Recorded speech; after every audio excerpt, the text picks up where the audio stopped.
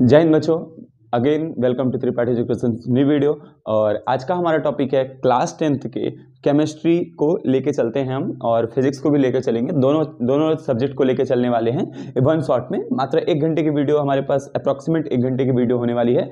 और यहाँ पे हम आपको बताएंगे कि कहाँ से आपको क्वेश्चंस आ सकते हैं बोर्ड में, कौन कौन से क्वेश्चन बहुत ज़्यादा इंपॉर्टेंट है। अगर आप इसको एक बार देख लेते हो तो आपका साइंस में 50+ मार्क्स केवल फिजिक्स और केमिस्ट्री से गेन हो जाता है। बाकी आप बायो जितना कर लेते हो, मतलब अगर आप 20-25 नंबर का भी बायो करके आते हो तो 70-80 के आसपास आपका टोटल हो जाना है। ठीक है, 70+ हो जाना है। तो हम स्टार्ट करते हैं केमिस्ट्री के फर्स्ट चैप्टर यानी केमिकल रिएक्शन एंड इक्वेशन से। ठीक है बेटा, तो सबसे पहले आपको अगर नोट्स ही होगा तो आपको लिंक में मिल जाएगा डिस्क्रिप्शन में। तो सबसे पहले हम बात करते हैं chemical reaction. What is the chemical reaction? अगर कोई आपसे पूछ देता है 1 नंबर में कि केमिकल रिएक्शन को डिफाइन करिए 2 नंबर में, ठीक है, तो कहते हैं बेटा कि ऐसा रिएक्शन या ऐसा प्रोसेस, एक ऐसा प्रोसेस जिसमें हमें किसी एक सब्सटेंस से उनको किसी फिजिकल चेंजेस में लाके, फिजिकल क्वांटिटी के प्रेजेंस में लाके कोई दूसरा न्यू सब्सटेंस बनाते हैं, तो उसको कहते हैं केमिकल रिएक्शन।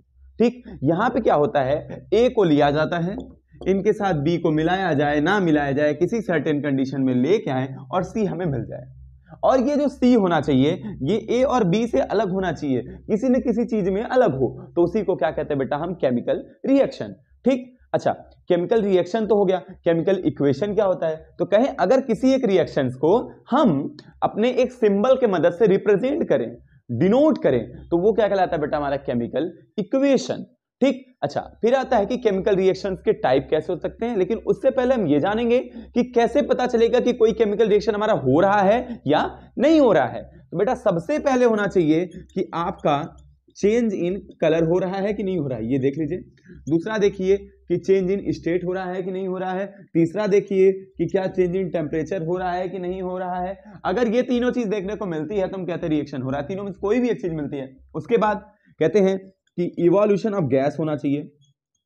अगर कोई चीज कोई कंटेनर में हम कुछ भी रखे हैं, रिएक्शन करा रहे हैं, और अगर गैस निकल रहा है तो हम कहेंगे कि हाँ भैया हमारा केमिकल रिएक्शन हो रहा है। और उसके बाद बेटा अगर प्रेसिपिटेट फॉर्म होता है तो भी हम कहेंगे कि हाँ भैया हमारा रिएक्शन हो रहा है। ठीक है, इन सब चीज के बारे में अगर ये पांचों में से कोई भी आइडेंटिटी हमको देखने को मिलती है तो हम आइडेंटिफाई कर सकते हैं कि हाँ हमारा केमिकल रिएक्शन हो रहा है। ठीक है, अच्छा, उसके बाद अब हम यहां बात करेंगे कि केमिकल रिएक्शंस के टाइप कितने होते हैं और कहां से क्वेश्चंस आने वाले हैं। एक ये जो अभी हमने प्रॉपर्टी बताई कैसे आइडेंटिफाई करना है, ये याद कर लीजिएगा क्योंकि इससे क्वेश्चंस आ सकते हैं एमसीक्यू में भी और बाहर के भी। ठीक, फिर आता है हमारा टॉपिक आता है यहां पे कि बताइए भाई कि अगर कोई केमिकल रिएक्शन है तो कितने टाइप के हो सकते हैं। तो चलिए सबसे पहले अलग अलग बेसिस पे बात करते हैं। टेम्परेचर बेसिस पे बात करें तो टेम्परेचर बेसिस पे केमिकल रिएक्शन को 2 पार्ट में बांटा जाता है, एक एक्सोथर्मिक रिएक्शन और एक इंडोथर्मिक रिएक्शन। ऐसा रिएक्शन बेटा जिसमें हम हीट प्रोवाइड करें, ऐसा रिएक्शन जिसमें हम हीट प्रोवाइड करें तो वो क्या कहलाएगा? हमारा इंडोथर्मिक रिएक्शन। और ऐसा रिएक्शन बेटा जिसमें से हमको हीट निकले वो क्या कहलाएगा? हमारा एक्सोथर्मिक रिएक्शन। एग्जांपल ले लिया जाए, जैसे मान लीजिए आपको चाय बनाना है तो आपको क्या करना पड़ेगा? हीट देना पड़ेगा। लेकिन अगर आप पानी में मान लीजिए एक हम चूना डाल दें, ठीक है, तो आपको क्या होता है? वहां से हीट निकलती है। तो ऐसा रिएक्शन जिसमें हीट देना पड़े वो हमारा क्या कहलाएगा? इंडोथर्मिक। और जिसमें से निकले वो क्या कहलाएगा? एक्सोथर्मिक। ठीक है, बहुत बढ़िया यार। उसके बाद अब हम बात करें आगे बात करते हैं कि ये तो टेम्परेचर बेसिस पे था, नॉर्मल रिएक्शंस के बेसिस पे कैसे, कंपोनेंट के बेसिस पे कैसे डिफाइन करेंगे। तो कंपोनेंट के बेसिस पे बात करेंगे बेटा, पहला पार्ट होता है कॉम्बिनेशन रिएक्शन। कौन सा रिएक्शन बेटा? Combination reaction. इसमें क्या होता है बेटा, हम 2 रिएक्टेंट को लें, 2 या 2 से ज्यादा रिएक्टेंट को लेके एक प्रोडक्ट बना दें, जैसे H2+O2 gives H2O।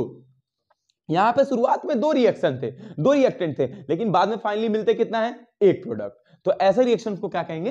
Combination reaction. दूसरा हमारा आता है बेटा कि कॉम्बिनेशन रिएक्शन के बाद सेकंड है डीकंपोजिशन रिएक्शन।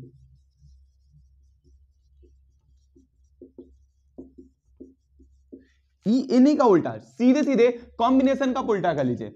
H2O है, इसको हीट कर दें तो क्या बनता है? H2+O2। ध्यान दीजिएगा यहां पे जो डिकम्पोजिशन रिएक्शन है इसमें क्या होता है? एक प्रोडक्ट 2 या 2 से ज्यादा फॉर्म में टूट जाता है तो उसको क्या कहते हैं? Decomposition reaction. फिर एक चीज और भी याद रखिएगा कि डिकम्पोजिशन रिएक्शन बहुत तरीके से हो सकता है, जैसे पहला हम कहते हैं कि थर्मल डिकम्पोजिशन हो जाए, किसी चीज को हीट कर दें टूट जाएगा, ठीक है। फोटो डिकम्पोजिशन हो जाए, तो फोटो में क्या है कि भाई हम किसी चीज को सनलाइट प्रेजेंस करा दें तो हमारा सॉरी अगर हम जैसे फोटोकेमिकल है तो उसमें हम सनलाइट प्रेजेंस करा देते हैं, वो टूट जाता है। इलेक्ट्रिक प्रेजेंस करा दें फिर भी टूट जाए। तो ये सब हमारे किस में आ जाते हैं बेटा, डिकम्पोजिशन रिएक्शंस के टाइप्स में आ जाते हैं। उसके बाद जो थर्ड वन है वो आता है हमारा तीसरा, डिस्प्लेसमेंट रिएक्शन। ये किस में आएगा? डिस्प्लेसमेंट रिएक्शन की बात कर ले सॉरी, जैसे मान लीजिए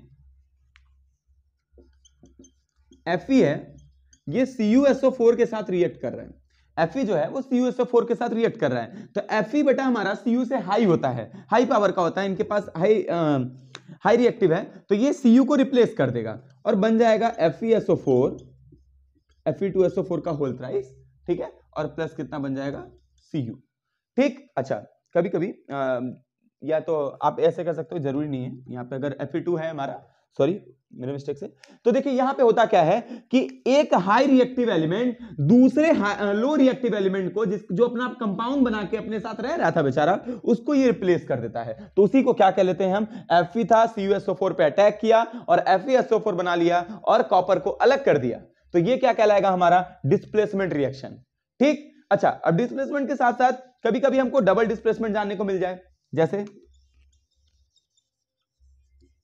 गाना बज रहा है बगल में मेरे, और भी भोजपुरी वाला, मन कर रहा है जाके डांस कर लें, लेकिन दिव्य ने कहा कि भाई सर हमारा पेपर है और आप मजा ले रहे हैं, तो हम क्या चलो भाई ठीक है आपके लिए बना लेते हैं, ठीक। चलिए देखिए, जैसे Na2SO4 है, ठीक है, इसका हम लोग किसके साथ रिएक्शन करा दें, BaCl2, अगर ठीक है, अगर इसके साथ रिएक्शन कराते हैं तो ये बना लेता है BaSO4 प्लस NaCl। आप इसको बैलेंस कर लीजिएगा, अगर हम ध्यान से देखें तो यहाँ पे एक 2 लगा दे तो बैलेंस हो जाएगा, बिल्कुल ठीक है। तो ये हमारा कैसा है, डबल डिस्प्लेसमेंट रिएक्शन। यहां पे Na जो था ये भैया इसको Cl दिख गया, और सोडियम को क्लोरीन से बहुत ज्यादा प्यार है, इनको जैसे ही Cl दिखा भाई साहब इधर प्लस में टूटे, इनको -2 में तोड़ दिए और निकल गए, और Na गया Cl से मिल गया। जब Cl निकल गया तो Ba के पास +2 चार्ज थे, एक कहा चलो भाई तुम भी -2 हम +2 मिलके एक परिवार बनाते हैं। इन्होंने Ba को रिप्लेस करके क्लोरीन के साथ बॉन्ड बनाया, तो Ba ने कहा चलिए आपकी वाली मेरी, ठीक। तो ये हमारा था डबल डिस्प्लेसमेंट रिएक्शन, ठीक। इसमें डिस्प्लेस होते हैं, एक अपनी पोजीशन दे देता है दूसरे को और दूसरा अब पहले वाले को। फिर आता है हमारा पांचवा, क्या लाएगा हमारा ऑक्सीडेशन रिएक्शन।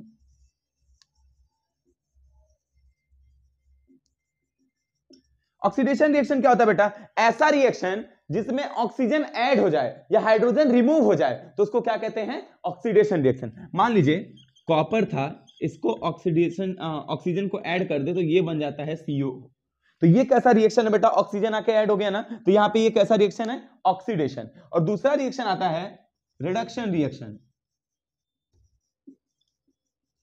जब रिडक्शन रिएक्शन की बात करेंगे तो कहेंगे कि सर रिडक्शन रिएक्शन में क्या होगा, मान लीजिए CuO था, यहां पे H2 का रिएक्शन करा दिए, ये बना लेगा H2O प्लस Cu। देखिए पहले यहां पे कॉपर के साथ कौन था, ऑक्सीजन था, लेकिन आफ्टर रिएक्शन कॉपर के साथ कुछ नहीं है, मतलब ऑक्सीजन रिमूव हो गया। ध्यान दीजिए यहां से रिमूवल हो रहा है, किसका, ऑक्सीजन का, तो क्या कहलाएगा वो रिडक्शन। लेकिन यहां कॉपर बेचारा अकेले सिंगल था, ऑक्सीजन का कहां जा रहे हैं साहब, तो ये किसका, ऑक्सीजन का एडिशन हुआ, तो यहां पे क्या कहलाएगा, ऑक्सीडेशन रिएक्शन। और अगर मान लीजिए इत्तेफाकन कोई दोनों हो रहा है किसी रिएक्शन में, तो वो क्या कहलाएगा बेटा, रेडॉक्स रिएक्शन, ठीक है। अच्छा, फिर इस चैप्टर से लास्ट टॉपिक आता है कि रेडॉक्स रिएक्शंस के तीन पार्ट्स हो जाते हैं। रेडॉक्स रिएक्शन में 3 चीजें आती हैं हमको पढ़ने को, सॉरी ऑक्सीडेशन में, इफेक्ट ऑफ ऑक्सीडेशन। तो उसमें पहला है बेटा कोरोजन। अगर किसी मेटल का ऑक्सीडाइज हो जाए अगर कोई मेटल, तो वो क्या कहलाता है, कोरोजन। जैसे CuO2 पे हुआ तो ये क्या कहलाएगा, कोरोजन। लेकिन अगर वही मेटल केवल आयरन हो तो वो क्या कहलाएगा बेटा, ये क्या कहलाएगा हमारा आयरन का अगर ऑक्सीडाइज हो जाता है तो वो कहलाता है रस्टिंग, ठीक है। और लास्ट वाला है हमारा रेंसिडिटी। रेंसिडिटी किसको कहते हैं बेटा, जब किसी ऑयल पे या फैट का ऑक्सीडेशन होता है फूड पार्टिकल में, फूड सब्सटेंस में, तो वो कहलाता है रेंसिडिटी। प्रिवेंशन के लिए हम लोग ठंडे चीजों को यूज करते हैं, जस्ट लाइक नाइट्रोजन गैस। ठीक, अच्छा, तो ये रहा हमारा एक फर्स्ट चैप्टर का पूरा ओवरव्यू जो आपको यहां पे देखने को मिल सकता है। ठीक, उसके बाद अगर हम बात करते हैं इनके बाद की बात करें बेटा, तो एक चीज और आ सकता है जो आता ही है हर बार, वो है आपका बहुत ही ज्यादा इंपॉर्टेंट, यानी कि बैलेंसिंग। क्या है बेटा? Balancing the equation. जैसे यहां पे अभी 2 नहीं था, तो हम बैलेंस करना सीखें कि भाई अगर यहां पे Na 2 था, यहां पे Na 1 ही है सर, Cl यहां पे 2 है, वहां पे Cl 1 ही है, तो भैया क्यों चैन नहीं है? ठीक है, चैन नहीं है तो 2 लगा दिया गया। तो पहला क्वेश्चन यहां से आ सकता है कि प्रॉपर्टी क्या हो सकती है, कि रिएक्शन हो रहा है कि नहीं हो रहा है, कैसे आइडेंटिफाई करेंगे। दूसरा, इन पांचों डेफिनेशंस में से कोई एक डेफिनेशन आ सकता है। तीसरा, फर्स्ट चैप्टर से आ सकता है कि कैसे हम प्रिवेंट करें किसी भी ऑब्जेक्ट को रस्ट लगने से, तो कहते हैं लुब्रिकेंट ऑयल यूज कर लें। ठीक है, कोटिंग करें, पेंट कराएं, कुछ भी कराएं, ठीक है, ग्रीस यूज करें। और पूछ सकता है कि रेंसिडिटी से कैसे बचाएं, तो नाइट्रोजन गैस का यूज करें, फ्रिज में खाने को रखें, गर्म करें, ये सब चीजें। और उसके बाद बैलेंसिंग द इक्वेशन, यहां से आपके सवाल आ सकते हैं। और पहला चैप्टर यहीं पे पूरी तरीके से खत्म होता है। ठीक है,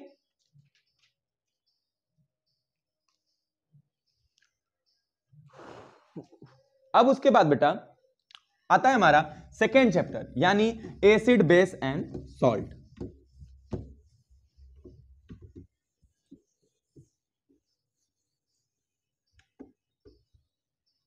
चलिए,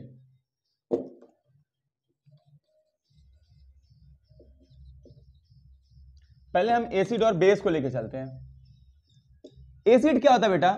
एसिड वो सब्सटेंस है जो पानी के अंदर H+ आयन को देता है। एक्वस सॉल्यूशन में क्या दे? H+, और बेस क्या दे? OH-। जो ज्यादा अमाउंट में देगा वो कहलाएगा स्ट्रॉन्ग, और जो कम में देगा वो क्या कहलाएगा? वीक। ठीक, इस वैसा बेस में भी है। ठीक है, अच्छा, दूसरी बात है, स्ट्रॉन्ग हो गया, बेस हो गया, सॉरी ये हो गया। ठीक, अच्छा, अगर कोई ऐसा एसिड जिसमें कार्बन है तो वो हमारा ऑर्गेनिक एसिड कहलाएगा, अदरवाइज वो बाकी हमारे मिनरल एसिड कहलाएंगे। जैसे अगर हम बात करें HCl है, तो HCl कैसा है बेटा? मिनरल एसिड है। ठीक है, H2SO4 कैसा है? मिनरल एसिड है। ठीक है, अच्छा, उसके बाद और जैसे एक मिनट, और अगर ये एसिड हुआ, बेस हुआ, स्ट्रॉन्ग बेस, वीक बेस। ठीक, उसके बाद आता है हमारा, इनको और कैसे डिफरेंशिएट कर सकते हैं एसिड और बेस को, तो पीएच की बात कर लें। सॉरी, पीएच गलत लिखा गया। पीएच 0 से लेके 7 तक जो पीएच होता है वो किसका होता है? एसिड का। और 7 से लेके 14 तक होता है वो किसका पीएच होता है? बेस का। ठीक है, जितना हम 0 की तरफ बढ़ेंगे, 7 से जितना दूर भागेंगे उतना इनका एसिडिटी बढ़ेगा, और वहीं पे 7 से जितना उधर दूर भागेंगे उतना इसका क्या बढ़ेगा? बेस, बेसिडिटी। ठीक, अच्छा, फिर आता है बेटा सही है, बिल्कुल सही है। ठीक है, एसिड हमारे कौन सा कलर देते हैं? लिटमस की बात कर ले, लिटमस पे एसिड कौन सा देता है? रेड। और ये कौन सा देता है? ब्लू। और क्या टॉपिक है भाई हमारा? ठीक है, और भी बहुत सारे हमारे नेचुरल इंडिकेटर हैं, जैसे मिथाइल ऑरेंज हो गया, और कैबेज हो गया, उसके बाद बहुत सारे हैं, फिनोप्थलीन बॉल्स हो गए, बहुत सारे हमारे पास हैं, टर्मरिक है। तो इन सब के हम इनका सेपरेशन पढ़ लेंगे कि एसिड और बेस को हम कैसे सेपरेट करें। वैसे कोई भी सवाल इसमें से आना नहीं है। ठीक है, फिर बात आता है कि एसिड के केमिकल रिएक्शन, फिजिकल प्रॉपर्टी तो ये सब चीजें थी। ठीक है, केमिकल प्रॉपर्टी क्या है एसिड का, बेस का जो है केमिकल प्रॉपर्टी है क्या? कैसे पता चलेगा कि कोई केमिकल प्रॉपर्टी है? तो देखिए, जैसे मान लीजिए कोई एक एसिड है HCl, अगर बेटा इसको हम किसी भी मेटल के साथ रिएक्ट करा दें, किसके साथ रिएक्ट करा दें? मेटल के साथ, तो ये क्या बनाएगा? NaCl, और इवोल्यूशन ऑफ हाइड्रोजन गैस। ठीक, जब भी हम किसी भी एसिड में मेटल को डालते हैं तो वो हमारा एक सॉल्ट बनाता है और हाइड्रोजन गैस को उड़ा देता है।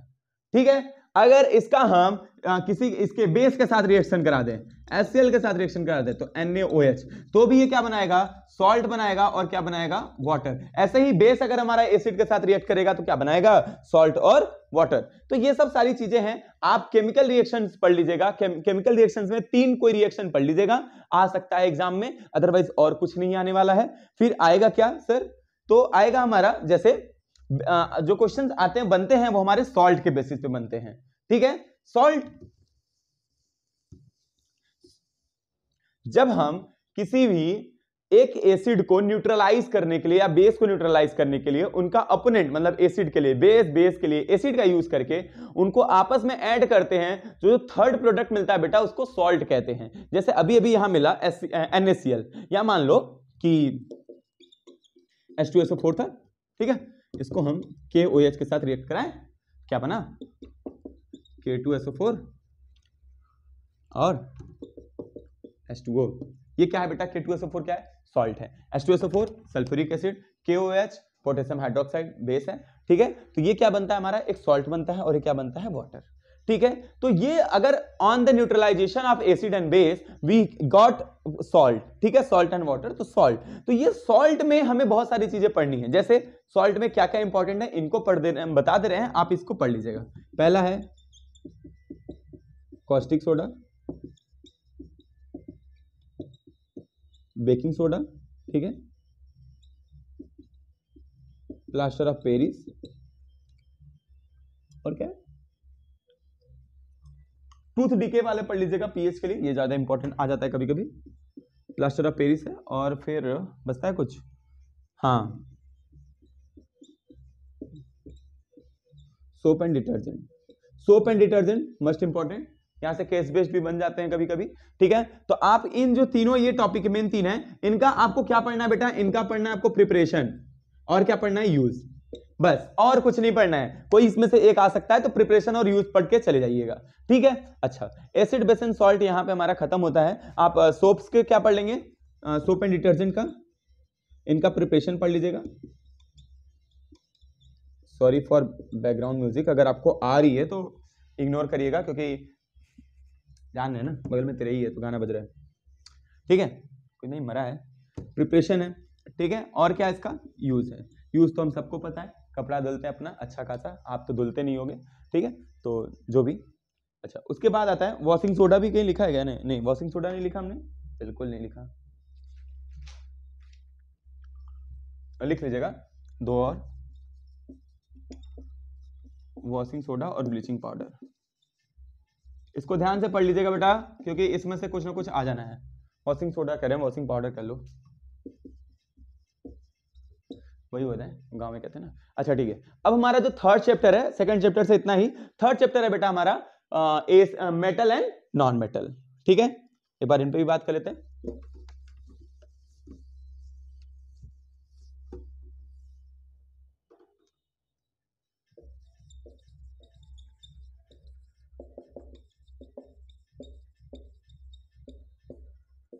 मेटल्स एंड नॉन मेटल, ठीक है, ये मेटल और नॉन मेटल क्या होता है बेटा, चलिए बात कर लेते हैं इन पे।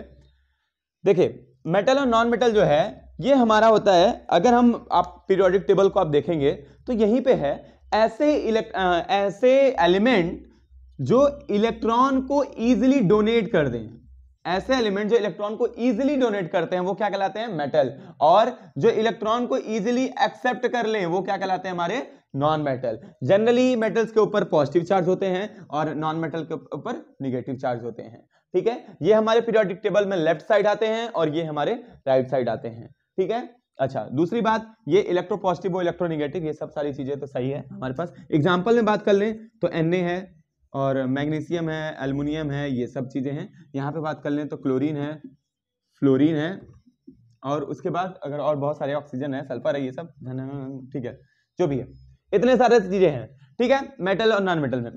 मेटल के लिए अब आता है इनकी प्रॉपर्टी। तो हम सब जानते हैं मेटल की प्रॉपर्टी, हम बचपन से पढ़, मतलब 6, 7, 8 से पढ़ रहे हैं कि मेटल हमारे लस्टरस होते हैं, सोनोरस होते हैं, डक्टाइल होते हैं, मतलब इनको पीट पीट के चादर बना सकते हैं, इनसे रिंग बजा सकते हैं, और इनको एक थीन वायर में कन्वर्ट कर सकते हैं, शाइनी होते हैं, सोनोरस होते हैं, ठीक है, मतलब बहुत सारी इनकी प्रॉपर्टी, फिजिकल प्रॉपर्टी आप पढ़ लीजिएगा दोनों के।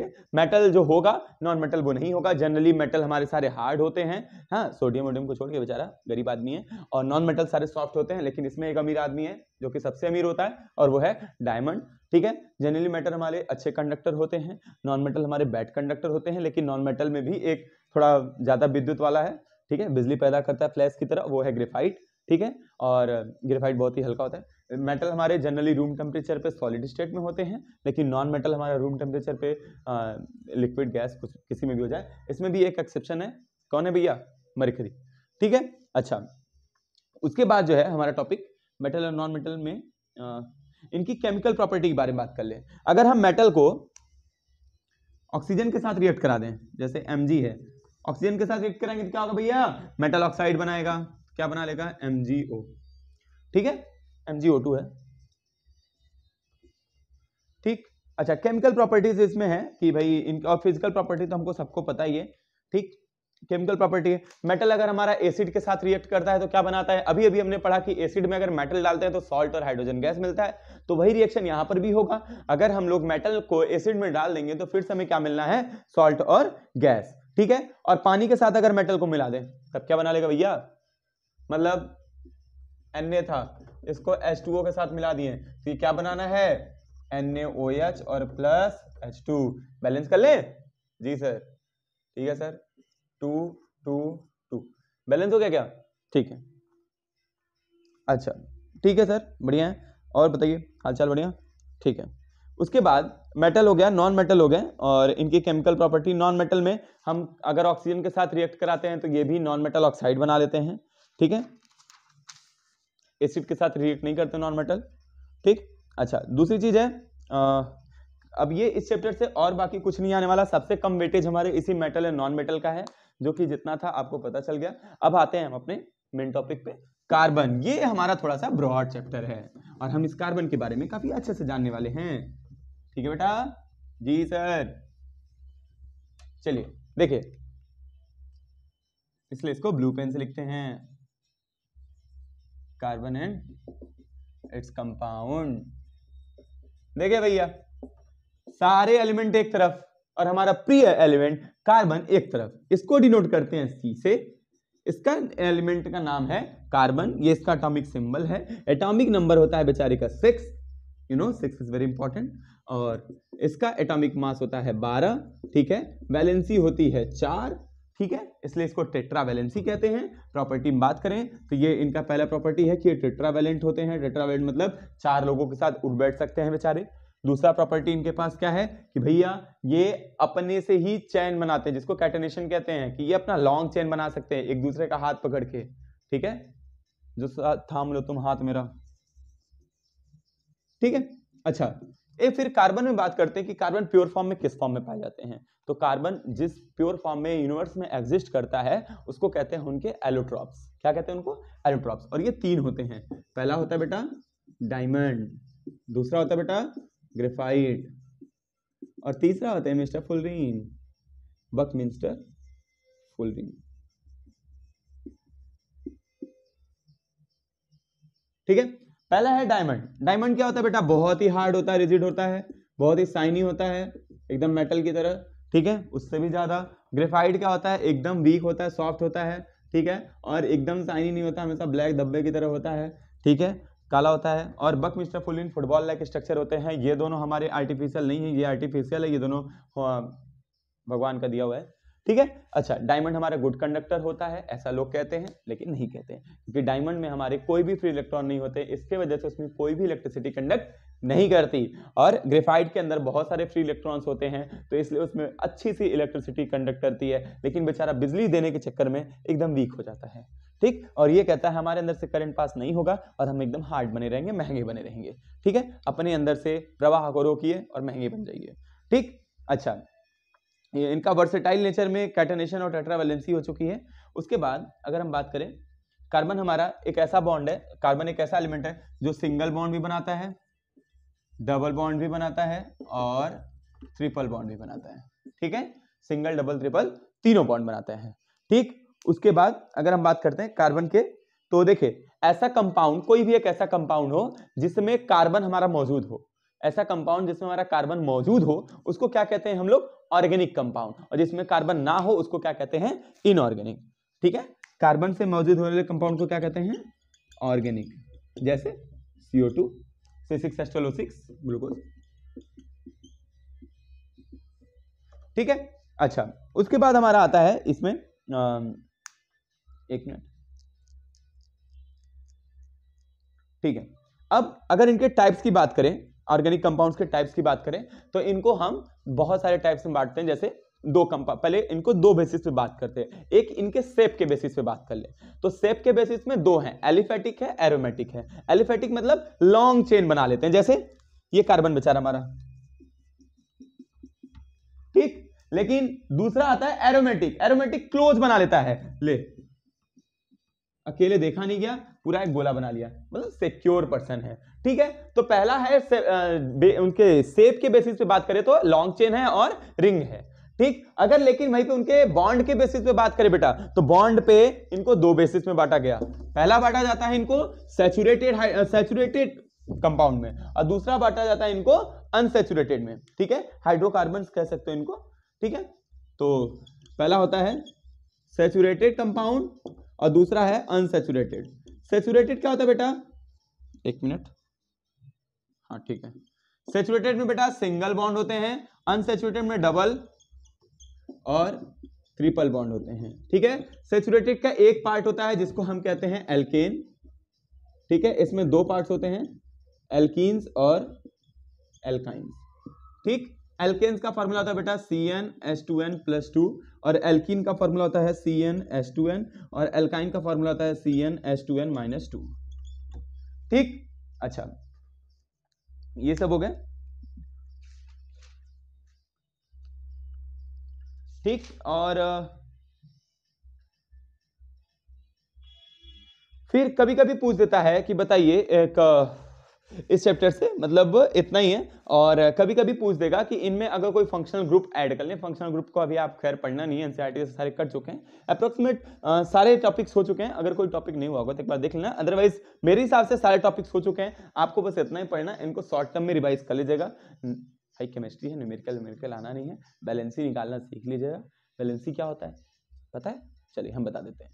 कहते हैं कि किसी भी एलिमेंट को उसका ऑक्टेट कंप्लीट होने के लिए जितने इलेक्ट्रॉन की जरूरत हो या जितने इलेक्ट्रॉन की कमी हो, उसी को क्या कहते हैं हम लोग, बैलेंसी, ठीक है। चलिए अच्छा, तब अब ये सही है हमारा आज के लिए, और ये हमारे यहाँ पे केमिस्ट्री खत्म होता है, ठीक है। बायो का नॉलेज अपने को है नहीं, तो बायो पढ़ लीजिएगा। अब हम आ जाते हैं 10th के फिजिक्स पे, ठीक है।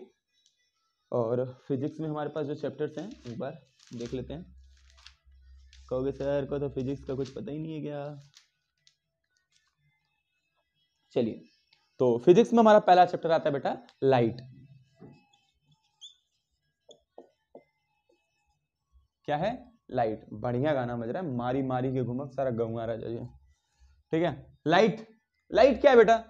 लाइट एक हमारा सोर्स ऑफ एनर्जी है, ठीक है, जिसकी मदद से, जैसे यहाँ पे हमें देख रहे हो ना, ये लाइट की वजह से, जिसकी मदद से हम लोग यूनिवर्स में होने वाली चीजों को देख पाते हैं। जो चीजें हमारे पास आसपास हैं, सराउंडिंग्स में हैं, उनको हम देख सकते हैं। तो लाइट क्या है? एक तरीके की एनर्जी है। ये हमारी फोटोन से मिलकर बनी होती है। ध्यान दीजिएगा, लाइट मैटर नहीं होती है कभी भी, ठीक है, क्योंकि इसमें फोटोन होते हैं। फोटोन के पास कोई मास नहीं होता, बेचारे मासलेस होते हैं, तो इसलिए ये मैटर नहीं है, ठीक है। ये हमारा वेव नेचर है एक तरीके का, तो एनर्जी फॉर्म में है, ठीक है। तो लाइट दो प्रोसेस को दिखाता है, एक्चुअली दो नहीं, तीन। जब भी किसी भी सरफेस पे लाइट पड़ती है तो तीन चीजें होती हैं। कुछ लाइट वहां से रिफ्लेक्ट होती हैं, कुछ रिफ्रैक्ट होती हैं, और तीसरा एक अजूबा चीज होता है, एब्जॉर्ब हो जाती है, ठीक है। ये तीसरी वाली चीजें भी देखें, जैसे मान लीजिए कि हम एक सरफेस लेते हैं, ये मैथ की बुक, अच्छी बुक है। अगर मान लीजिए यहां पे लाइट पड़ रही है, ठीक है, यहां से आ रही है लाइट और यहां से चली जा रही है, ठीक है। तो देखिए, जब भी कोई एक लाइट पड़ती है सरफेस पे, तो कुछ लाइट यहां से टकराने के बाद वापस चली जाती है। यहां पे कुछ पड़ रही होंगी, कुछ साइन कर रही होंगी ना, कुछ हमारे पास जब आपको इमेज देखने को मिलती है, मतलब रिफ्लेक्शन हो रहा है, ठीक है। रिफ्लेक्ट का मतलब क्या है? Bouncing back of a light from any fixed point.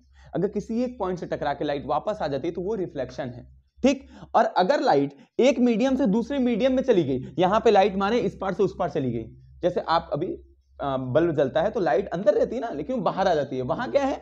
Refraction है। लेकिन अगर आप देखोगे वो कांच पे या इन सब चीजों पे, तो कांच वाच गर्म हो जाते हैं लाइट जलने के बाद। जैसे हमारा टेम्पर्ड है, फोन पे आप देख रहे हो वीडियो, तो फोन का स्क्रीन वो क्या कर रहा है? लाइट को रिफ्रैक्ट कर रहा है, लाइट को रिफ्रैक्ट कर रहा है ना, अंदर की लाइट बाहर आ रही है स्क्रीन के, लेकिन वो स्क्रीन भी कुछ देर चलाने के बाद गर्म हो जाता है, हीट हो जाता है। वो किसकी वजह से होता है? एब्जॉर्प्शन की वजह से। तो कोई भी चीज हमारे यूनिवर्स में ना ही परफेक्टली रिफ्लेक्ट कर पाती है, ना ही परफेक्टली रिफ्लेक्ट कर पाती है, और ना ही एब्जॉर्ब कर पाती है। तो रिफ्लेक्शन क्या था, अगर लाइट किसी एक मीडियम से टकरा के उसी मीडियम में वापस आती है तो रिफ्लेक्शन है, अगर दूसरे मीडियम में चले जाए तो रिफ्लेक्शन है, और उसी लेयर पे रह जाती है तो वो एब्जॉर्प्शन है। ठीक बेटा, चलिए रिफ्लेक्शन के दो नियम, हाँ दो नियम। रिफ्लेक्शन क्या कहता है कि अगर हम किसी भी सरफेस पे लाइट लगाते हैं तो ये इंसिडेंट लाइट होती है, जो पड़ती है उसको क्या कहते हैं, इंसिडेंट, और यहां से लाइट आ जाती है और इसको कहते हैं हम लोग रिफ्लेक्टेड। क्या कहते हैं इसको, रिफ्लेक्टेड लाइट कहते हैं। ठीक, अच्छा दूसरा हो सकता है कि कभी कभी कुछ लाइट वापस चली जाती है इस पर, तो इसको क्या कहेंगे, रिफ्रैक्टेड लाइट। तो आपसे लॉ पूछ सकता है कि what is the law of reflection या what is the law of refraction. एक मिनट दीजिएगा,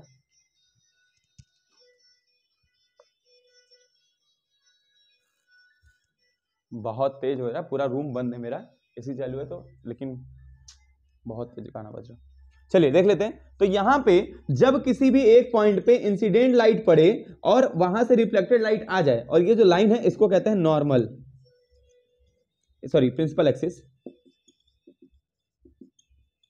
ठीक है, और इसको कहते हैं P यानी पॉइंट ऑफ कांटेक्ट। तो कहता है पहला लॉ क्या कहता है कि incident ray, reflected ray and principal point of contact, ठीक है, सॉरी पॉइंट ऑफ इंसिडेंट, ये हमेशा और नॉर्मल लाइज करते हैं सेम पॉइंट पे। ठीक, और यही रिफ्रैक्शन के लिए भी है कि इंसिडेंट रे, रिफ्रैक्टेड रे, normal all lies on the same point of contact.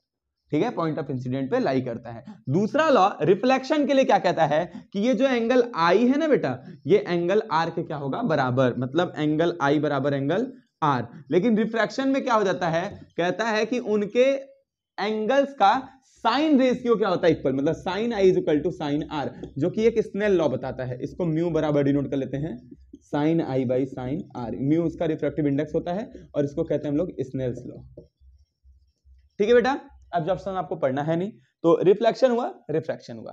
ठीक, अच्छा रिफ्लेक्शन, रिफ्रैक्शन, इसको हम देखें अगर, तो ये हमारा रिफ्लेक्शन के लिए हमको क्या चाहिए रहता है, कोई मिरर, ऐसा मिरर। मिरर क्या होता है, मिरर एक हमारा ऐसा स्मूथ सरफेस होता है, ऐसा स्मूथ सरफेस होता है जिसपे एक तरफ मतलब एक तरफ किसी सिल्वर, सॉरी एक तरफ हम लोग सिल्वर कोट कर देते हैं उनको, ठीक है, कलर कर देते हैं ताकि लाइट इस पार से उस पार ना जा पाए, और ये एक ऐसा सरफेस जिसपे से लाइट स्ट्राइक करके उसी मीडियम में वापस आ जाती है, उसी को कहते हैं मिरर। मिरर हमारे दो तरीके के होते हैं, एक हमारा प्लेन मिरर होता है और एक हमारा स्फेरिकल मिरर होता है।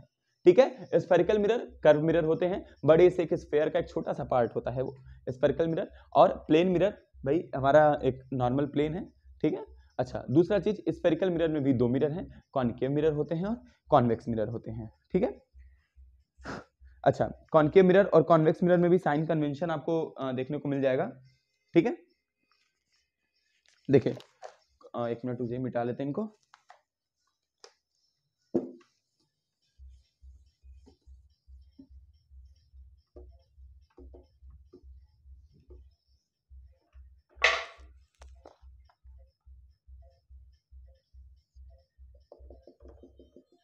ये कॉनकेव है, ये कॉन्वेक्स है। देखिए जब ये केव की तरफ दिखाता है, मतलब ऐसे घुसा हुआ इंसान है, मतलब अच्छा बच्चा है, तो वो क्या कहलाता है हमारा कॉनकेव मिरर। और अगर स्ट्राइकिंग सरफेस राइट साइड में, मतलब उभरे हुए हिस्से पे हो, उभरे हिस्से पे ना हो, अंदर वाले हिस्से पे हो, तो वो हमारा कॉन्वेक्स हो जाता है। अच्छा दूसरी चीज यहाँ पे साइन कन्वेंशन के बारे में पढ़ लो। ये जो सेंटर होता है इसको कहते हैं पोल। क्या कहते हैं, पोल। इस पोल के लेफ्ट वाली चीजें निगेटिव होती हैं, क्या होती हैं, निगेटिव, और इस पोल के राइट वाली चीजें क्या होती हैं, पॉजिटिव। इसके लिए देख लो, इसके लिए ये निगेटिव होगा और ये पॉजिटिव होगा। ठीक है, यहाँ पे जहां पे इसका कर्व जिस तरफ मुड़ा हुआ है उधर पे कहीं इसका फोकस होता है, और उतने ही दूरी पे यहाँ पे इसका क्या होता है, सी होता है, मतलब सेंटर ऑफ कर्वेचर होता है। ठीक है बेटा, सही है। अच्छा जैसे यहाँ पे इसका एफ है और यहाँ पे इसका सी है, इस वाले लेंथ को हम फोकल लेंथ कहते हैं, सेंटर ऑफ कर्वेचर को आर कहते हैं, और आर बराबर होता है बेटा 2f। ठीक है, यहाँ पे इमेज डिस्टेंस को u कहते हैं, ऑब्जेक्ट डिस्टेंस को v कहते हैं। ठीक है, और इमेज हाइट को h कह लो, और ऑब्जेक्ट हाइट को h कह लो, और इमेज हाइट को h डैश कह लो। फिर यहाँ पे आता है मैग्निफिकेशन एक वर्ड। तो मैग्निफिकेशन क्या होता है बेटा, इमेज डिस्टेंस अपॉन में ऑब्जेक्ट डिस्टेंस। यहाँ पे साइन कन्वेंशन पढ़ना है अब हमको, सॉरी साइन कन्वेंशन तो हो गया, अब हमको पढ़ना है रे डायग्राम। ठीक है, तो हम रे डायग्राम की तरफ चलेंगे। सबसे पहले हम कॉनकेव की बात कर लेते हैं, फिर कॉन्वेक्स की बात करेंगे। ठीक है,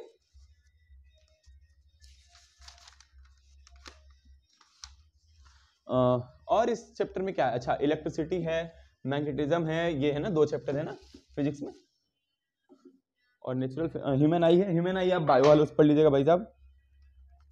अच्छा एक फार्मूला यहाँ पे और यूज होता है, 1/f = 1/u + 1/v।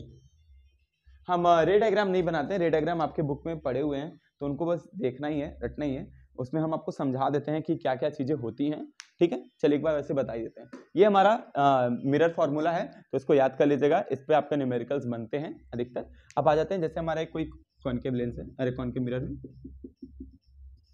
तो इसमें पहला क्या कहता है, सॉरी फर्स्ट क्या कहता है कि अगर रे जो है वो प्रिंसिपल एक्सिस के पैरेलल जाएगी, तो रे रिटर्न जब होगी, रिफ्लेक्ट होगी, तो कहां जाएगी, फोकस पे। ठीक, दूसरा वाला कहता है कि नहीं भैया, अगर फोकस से जाएगी तो पैरेलल जाएगी, मतलब अगर पैरेलल गई तो फोकस से गई तो पैरेलल।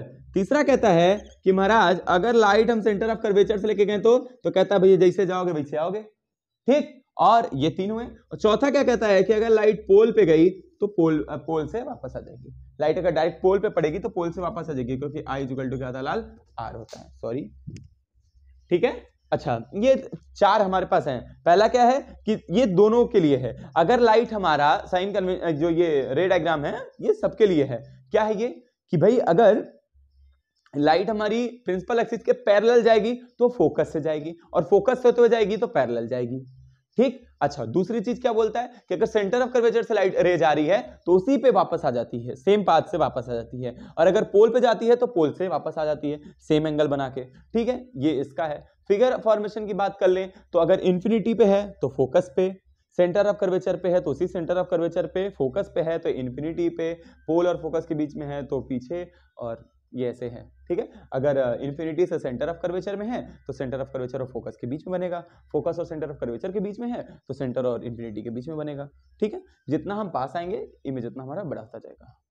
ठीक है, जब फोकस पे रहता है तो इंफिनिटी पे बहुत ही लार्ज बनता है, और इंफिनिटी पे रहता है तो फोकस पे बहुत ही छोटा बनता है। ठीक है, अच्छा ये हमारा यहाँ पे चैप्टर ये खत्म होता है। यहाँ से न्यूमेरिकल आप देख लीजिएगा, लाइट से न्यूमेरिकल हमेशा आते हैं और फंसाते हैं। ठीक, चलिए अच्छा उसके बाद आ जाता है हमारा करंट है, इलेक्ट्रिसिटी। इलेक्ट्रिसिटी पढ़ना होगा ना बढ़िया से एकदम इलेक्ट्रिसिटी, तो आप मेरा पिछला 12th का एक वीडियो देखिएगा, उसमें भी हम बहुत अच्छे से समझाए हैं इलेक्ट्रिसिटी के बारे में। ठीक है,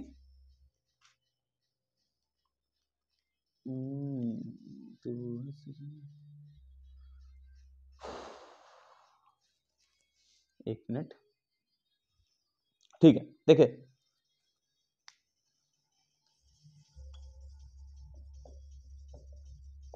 इलेक्ट्रिसिटी होता क्या है, व्हाट इज इलेक्ट्रिसिटी, तो कहते हैं कि the rate of flow of charge is called current या electricity is called current. Chapter का नाम हमारे है। तो अगर कहीं भी किसी भी कंडक्टर में चार्ज फ्लो हो रहा है लगातार समय के साथ में, तो वही क्या कहलाता है हमारा इलेक्ट्रिसिटी। मतलब आई, इसको करंट को डिनोट कर लेते हैं आई से, I = होता है Q/T। ठीक है, सर्किट क्लोज होनी चाहिए इसके लिए। अच्छा आई हमारा, आई की यूनिट एम्पियर होती है, क्यू की यूनिट हमारी कूलम है, टी का यूनिट सेकंड है, तो इसका ऐसा यूनिट क्या हो जाता है कूलम पर सेकंड, और जिसको कह लेते हैं एम्पियर। ठीक है, अच्छा दूसरी बात आता है कि इलेक्ट्रिसिटी के बाद हम लोग बात करेंगे यहाँ पे एक मिनट, सॉरी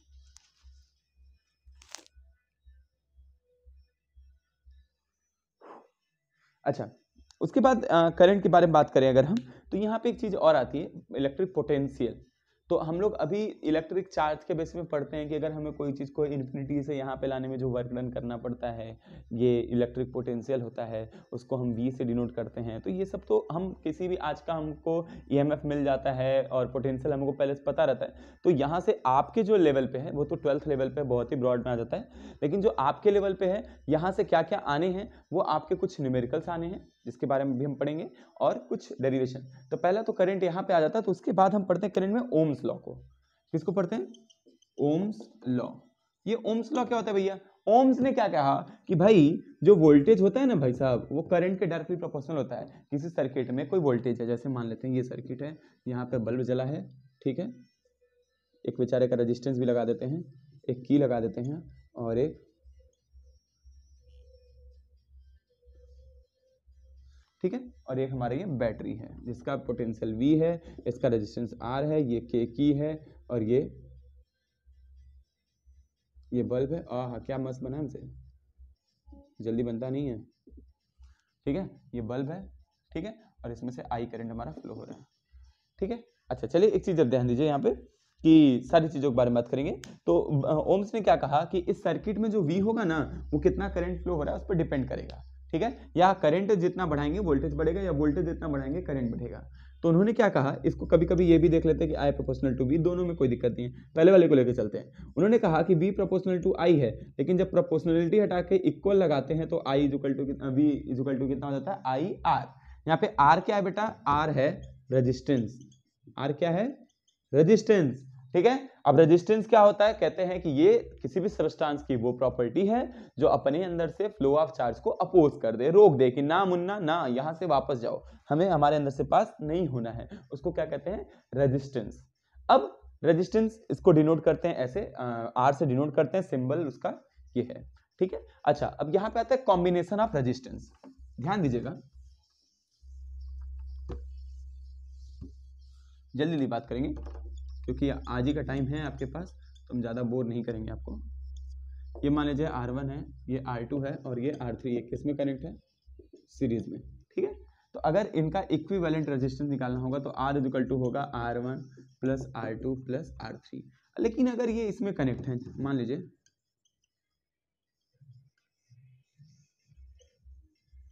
ये A है और ये B है, ये R1 है, R2 है और R3 है, ये RS सीरीज के लिए था ना, लेकिन अगर R पैरेलल के लिए बात करेंगे तो 1/R इज इक्वल टू हो जाएगा, sorry 1/RP is equal to हो जाएगा 1/R1 plus 1/R2 plus 1/R3। ऐसे n नंबर्स के लिए भी हम कर सकते हैं, निकाल सकते हैं। यहां से आपके क्वेश्चंस आते हैं, न्यूमेरिकल भी आते हैं। न्यूमेरिकल कैसे आ सकते हैं, करंट पूछ सकता है और क्या पूछ सकता है कि इक्विवेलेंट रेजिस्टेंस कितना होगा, ठीक है। अच्छा फिर उसके बाद ओम्स लॉ हुआ, ये हुआ, सीरीज हुआ, पैरेलल हुआ, ठीक है। अच्छा आपसे पूछ सकता है कि बताइए सीरीज कॉम्बिनेशन के डिसएडवांटेज क्या है, ठीक है। तो डिसएडवांटेज सीरीज का ये होता है बेटा, जैसे मान लीजिए आपके होम सर्किट में हम लोग पैरेलल कनेक्शन यूज करते हैं, सीरीज क्यों नहीं यूज करते हैं, क्योंकि अगर कोई सीरीज यूज हो रहा है, जैसे एक झालर है उसको यूज कर रहे हैं, अगर उसमें से कहीं से भी एक सर्किट अगर खत्म हो गई, मान लो ये काम करना बंद कर दिया ना, तो ये सब बाकी के आगे वाले इसके काम करना बंद कर देंगे, क्यों, क्योंकि ये खत्म हो गया तो इसकी सर्किट ब्रेक हो जाती है और आगे तक करंट पहुंच ही नहीं पाता है, ठीक है। तो सीरीज के ये सब कुछ बेनिफिट है, अरे डिसएडवांटेज है, ठीक, और ये लेकिन करंट हमारा बचा लेता है, ठीक। अच्छा दूसरा चीज आता है बेटा कि अगर इलेक्ट्रिक करंट बह रहा है कहीं से तो वहां से हीटिंग इफेक्ट कैसा होता है, तो हीटिंग इफेक्ट बेटा किसकी वजह से होते हैं, अगर कहीं भी करंट पास हो रहा है कहीं भी किसी भी वायर से, तो उसके अंदर कुछ रेजिस्टेंस होगा ना, तो ये रेजिस्टेंस क्या करता है, अभी हमने बोला कि इलेक्ट्रॉन को अपोज करेगा, और जब इलेक्ट्रॉन को अपोज करेगा तो इलेक्ट्रॉन चार्ज पार्टिकल है, और कहीं ढेर सारे इलेक्ट्रॉन इकट्ठे हो गए, ढेर सारे निगेटिव आदमी दंगा फसाद करने वाले एक जगह इकट्ठे हो गए, तो लड़ेंगे तो खून तो बहेगा ही। तो जैसे ही यहाँ पे इलेक्ट्रॉन आते हैं कोलिजन करते हैं एक दूसरे से, तो वो कोलाइड करने के बाद एक एनर्जी प्रोड्यूस करते हैं, जिसकी वजह से वहाँ पे हीट जनरेट होता है, तो इसी को कहते हैं heating effect of electric current. और इसमें हम लोग इसका डिसएडवांटेज देखते हैं शॉर्ट सर्किट, जब कहीं हमारा लोड बढ़ जाता है तो जहां से हमारा ज्वाइंट रहता है, जैसे यहाँ ज्वाइंट हुआ है तो यहाँ पे नंबर ऑफ इलेक्ट्रॉन ज्यादा हो जाएंगे और कंपेरिजन के मुकाबले एक छोटे से एरिया में ज्यादा हो गए, तो यहाँ पे हीट ज्यादा बढ़ जाएगा जिसकी वजह से मेल्ट हो जाएगा और शॉर्ट कर जाएगा, ठीक है। और एक मिनट ठीक है। अच्छा उसके बाद क्या है, एनर्जी की बात कर लेते हैं, सॉरी वर्क डन है या आई है, पावर लॉस पूछ देता है, तो एच इज इक्वल टू हो जाता है बेटा आई स्क्वायर आर टी। आई स्क्वायर आर टी क्या है, यहाँ पे आई हमारा करंट है, ठीक है, सॉरी हाँ आई स्क्वायर या आई क्या है हमारा करंट है उसमें का, और आर क्या है उस ऑब्जेक्ट उस वायर का रेजिस्टेंस है, और टाइम 6 सेकंड के लिए। मान लीजिए हम यहीं पे कह रहे हैं कि 5 एम्पियर का करंट यहाँ से पास हो रहा है एक सर्किट से, ठीक है, और यहाँ पे रेजिस्टेंस लगा हुआ है, तो बताइए इसमें से हीट कितना लॉस होगा। एक मिनट रुकिए, एक ऐसे नॉर्मल बात कर लेते हैं।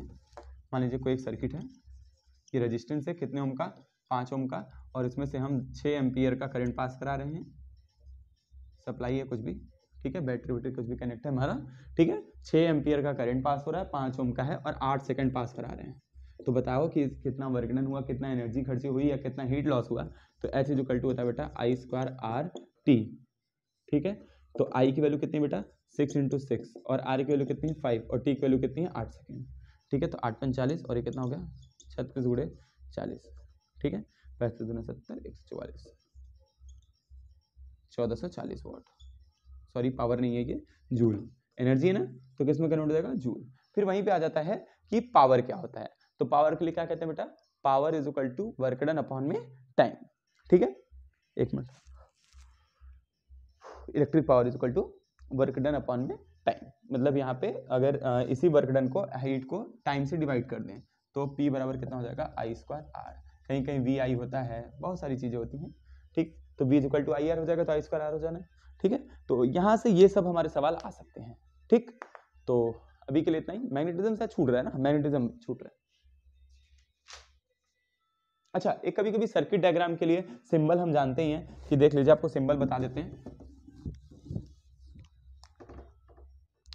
देखिए ये की होता है, ठीक है, वन वे की है, और ये टैप की है, अगर ऐसे कहीं आपको देखने को मिल जाता है। ठीक है, ये हमारा रजिस्टर है। ठीक है, ये हमारा कैपेसिटर है। ठीक है, और ये हमारा सेल है, ये रेजिस्टेंस है, ये हमारा की है, ये हमारा कैपेसिटर है। ठीक है, और अगर ये हमारा है तो ये बैटरी है। ठीक है, बल्ब आपका मन है, जैसे मन होता है ऐसे बनाओ, हमसे ऐसे मतलब नहीं है।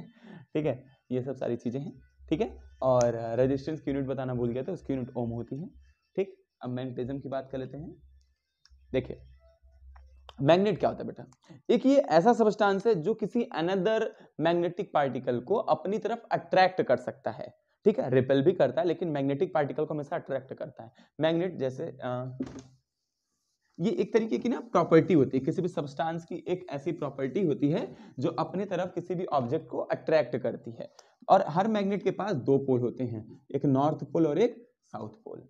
ठीक है, हमेशा अगर कोई दूसरा साउथ पोल आ गया इसके बीच में तो साउथ पोल हमेशा एक दूसरे को क्या करेंगे, रिपेल। लेकिन अगर यहीं पे एक साउथ पोल इधर लगा जाए नॉर्थ के साइड पे तो ये क्या करेगा, एक दूसरे को अट्रैक्ट। ठीक है, ये क्या करेंगे, एक दूसरे को अट्रैक्ट करेंगे। अच्छा, दूसरा चीज है, मतलब इसको हम कह सकते हैं कि like pole repel each other and unlike pole attract each other. ठीक है, अच्छा उसके बाद क्या आता है, अगर मैग्नेटिज्म में हम लोग यहाँ पे पढ़ेंगे कि भाई कोई एक मैग्नेट है, जैसे यहाँ पे एक मैग्नेट रखा हुआ है, ये नॉर्थ साउथ मैग्नेट है, तो इसका एक मैग्नेटिक फील्ड होगा। मैग्नेटिक फील्ड क्या होता है बेटा, ये मैग्नेट अपना एक रीजन बनाएगा, अपना एक एरिया बनाएगा। ठीक है, और उस एरिया के अंदर अगर हम कोई मैग्नेट लाते हैं, उस एरिया के अंदर कोई मैग्नेट लाएं तो उसके ऊपर कुछ इफेक्ट प्रोड्यूस हो, जैसे अट्रैक्टिव फोर्स महसूस करे, रिपल्सिव फोर्स महसूस करे, तो उसी को क्या कहते हैं, मैग्नेटिक फील्ड। क्या कहते हैं उसको, मैग्नेटिक फील्ड, जिसको डिनोट करते हैं किससे बेटा, बी से। जिसको डिनोट करते हैं किस पे, बी पे। ये डिपेंड करता है कि मैग्नेट का मैग्नीट्यूड कितना है, कैसा मटेरियल है मैग्नेट का, और पावर कितना है। ठीक है, अच्छा उसके बाद अगर हम यहाँ पे बात करें, सॉलिनॉइड शायद कट चुका है ना आपका, सॉलिनॉइड शायद नहीं, सॉलिनॉइड है। ठीक है, सॉलिनॉइड को आप पढ़ लीजिएगा। ठीक है, अच्छा उसके बाद मैग्नेटिक है, उसके मैग्नेटिक फ्लक्स आता है। एक मैग्नेटिक फ्लक्स क्या होता है, वो मैग्नेटिक फील्ड लाइन जितने एरिया से पास होती है उसको मैग्नेटिक फ्लक्स कहते हैं, जिसको डिनोट करते हैं फाई और बी से। ये शायद है या नहीं पता हमें। ठीक है, अच्छा ये चीजें हो गई। उसके बाद और मैग्नेटिक में क्या क्या है हमारे जो आ सकता है एग्जाम में।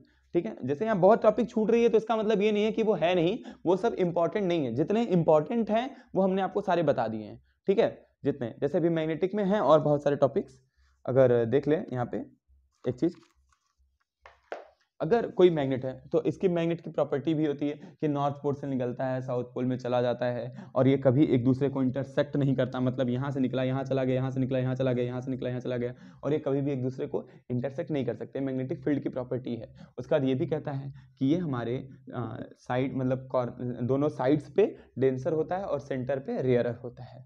ठीक है, अच्छा दूसरा चीज क्या कहता है यहाँ पे, मतलब और इनके बारे में हम क्या जानते हैं, मैग्नेट इलेक्ट्रोमैग्नेटिक इंडक्शन के बारे में पढ़ लेते हैं। मैग्नेट से इतना ही आना है, और इसमें जो भी आना है थ्योरी आना है, बाकी न्यूमेरिकल अभी इसमें से नहीं है कुछ भी। ठीक है, न्यूमेरिकल आपका करंट से आ सकता है, ठीक है, लाइट से आ सकता है न्यूमेरिकल ज़्यादा, बाकी फिजिक्स का न्यूमेरिकल बहुत ही कम आना है। जो भी आना है केमिस्ट्री आना है आपका, ज़्यादा कम मार्क्स होता है, 26 मार्क्स के आसपास होता है फिजिक्स केवल, बाकी वो लोग 28-28 के बैठे हुए हैं लेके, बायो केमिस्ट्री वाले क्या कर सकते हैं। ठीक है, देखिए एक आता है इलेक्ट्रोमैग्नेटिक इंडक्शन।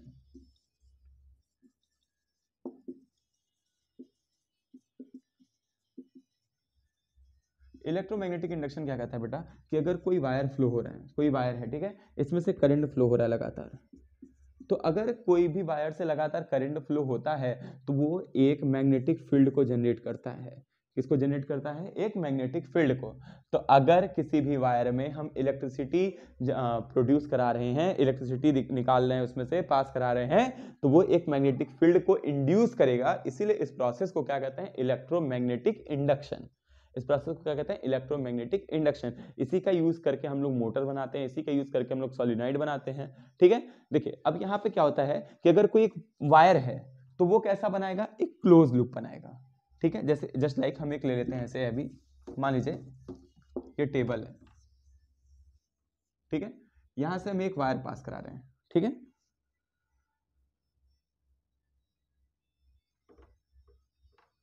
एक वायर पास करा रहे हैं, ठीक है। तो इसके ऊपर जो मैग्नेटिक फील्ड होगा वो कैसा बनाएगा? इस पॉइंट के थ्रू, एक पॉइंट चार्ज के थ्रू बनेगा। पॉइंट चार्ज के थ्रू कैसा बनेगा बेटा?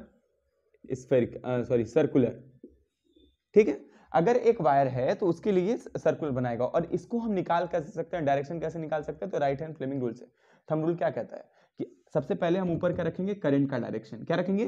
करंट का डायरेक्शन। और ये हमारा पाम जिधर की तरफ जाएगा उधर हमारा क्या होता है? Magnetic field. जस्ट लाइक अगर हमारा ये जा रहा है ऊपर की तरफ, ठीक है, ये ऊपर की तरफ है, करंट ऊपर की तरफ है, तो पाम किधर जा रहा है? अंदर की तरफ। इसका मतलब इस तरफ कैसा होगा? इनवर्ड होगा। लेकिन अगर यहाँ पे देखो इस तरफ लेफ्ट पूछ रहा है तो यहाँ रख रहे हैं बाहर ना, तो इधर की तरफ कैसा होना है?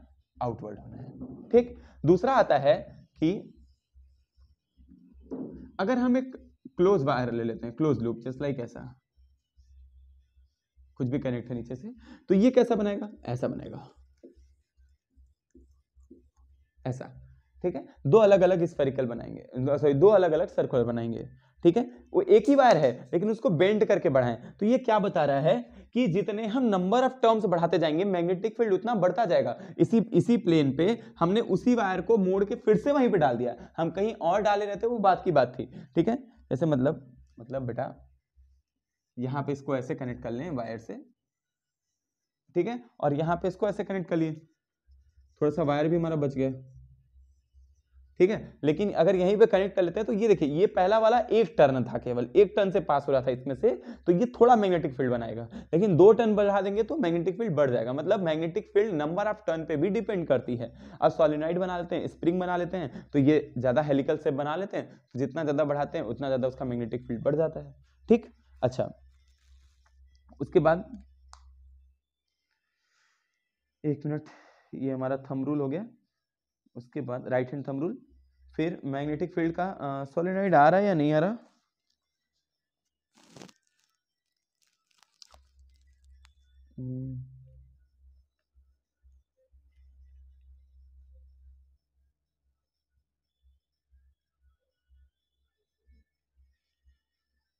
ठीक है। अब उसके बाद आता है बेटा हमारा फोर्स। कैसे? अगर यहाँ पे इलेक्ट्रिक फील्ड जनरेट हो रही है, मैग्नेटिक फील्ड जनरेट हो रहा है, तो एक हमारा करंट कंडक्टर एक फोर्स भी जनरेट करता है। और मान लीजिए आपसे पूछता है कि फ्लेमिंग राइट हैंड रूल बताइए, तो कैसे आप डिफाइन करेंगे? तो देखिए इसमें एक थंब बनाना है, नॉर्मल हम बनाते हैं। तो ये थंब क्या है हमारा? ये ऊपर वाला जो है वो मोशन बताता है। ऊपर वाला क्या बताता है? मोशन, ठीक है। जैसे हम अगर कोई फिगर में आपको देख के बताएं, जैसे समझ लो आप, बस ऐसे नॉर्मल समझो या ऐसे ही समझ लो कि ये हमारा राइट हैंड है, थंब है। ये ऊपर वाला क्या बताएगा? मोशन। ये बताएगा हमारा मैग्नेटिक फील्ड। कौन? ये फर्स्ट फिंगर। और ये जो मिडिल फिंगर है ये हमारा बताता है करंट का डायरेक्शन, करंट, ठीक है, करंट का डायरेक्शन की तरह। तो इसको हम यूज करते हैं किसके लिए? मैग्नेटिक फील्ड को बताने के लिए, करंट के डायरेक्शन को बताने के लिए, मोशन किधर हो रहा है, मूव किधर हो रहा है, उसको बताने के लिए, ठीक है। और बाकी इस पूरे उसमें कुछ है नहीं इंपॉर्टेंट, ठीक है। बाकी जो है वो बायो का है। तो आज के लिए इतना ही। वैसे हम थक चुके हैं, थोड़ा जाना भी है।